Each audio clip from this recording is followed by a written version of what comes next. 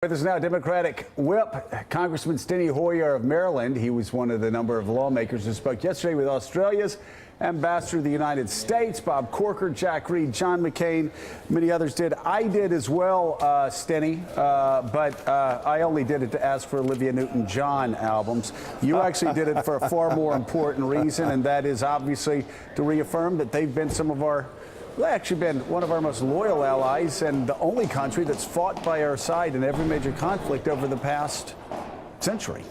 Yeah, I think one could argue, Joe, that Australia has been our strongest, most loyal ally, and being with us in the hot spots, not just as observers, but really in the fight with us. And I thought it was extraordinarily unfortunate, apparently, that the conversation between Prime Minister Turnbull of Australia and the President was such that clearly it was offensive to Turnbull, although, as you saw, he handled himself very, very well, very diplomatically, and I thought very responsibly.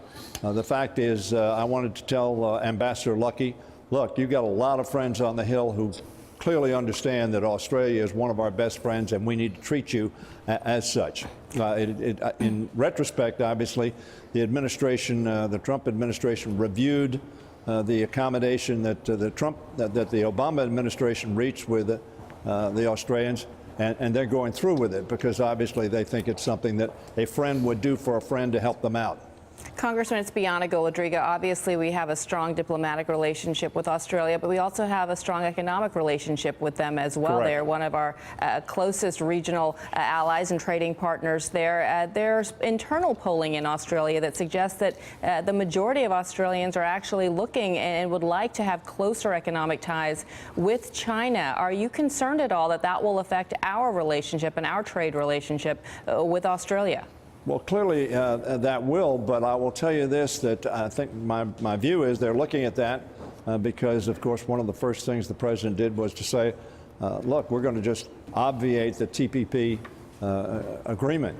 Now, that came as no surprise. He said that in the campaign. Obviously, both of our candidates said it as well. But the way it was done in such a precipitous no collaboration, no cooperation, no discussions with the 11 other countries who we had agreements with and entered into long negotiations with, obviously destabilized very substantially that relationship and has led the Australians to think the only option for them may be entering into some agreement with the Chinese. That's unfortunate. Congressman, it's Katty Kay here in Washington. How many more of America's allies are you going to have to call to make apologies for a phone call that went wrong from the White House? I think experience would tell us over the last 10 days and, frankly, the last 15 months, who knows?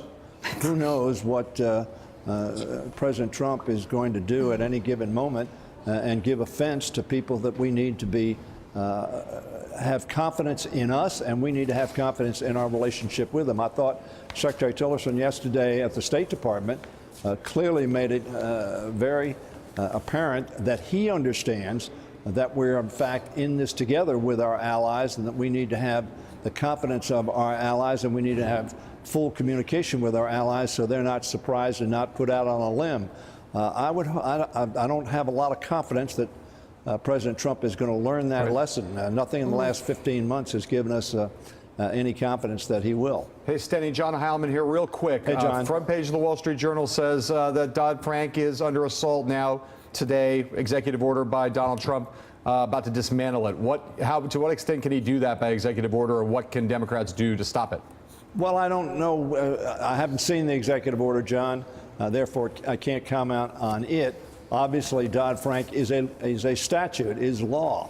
The irony is that President Trump is doing exactly what the Republicans so bitterly complained about, and that is trying to legislate by executive order and usurp the authority of the equal branch of government, the Congress of the United States, in terms of lawmaking. So we'll have to see specifically, but clearly it's a law. He can't do a whole lot. Right. I think he would meet with, some probably positive discussion if he'd be saying, look, how do we more easily implement? I think Joe's right. Give us whatever the regulation and the law is, and give us some stability and time to work with it, but don't keep changing it on us. I think Joe's right on that. All right, Congressman Steny Hoyer, thank you so much. Thanks, Joe. I hope to see you soon on the Hill really quickly.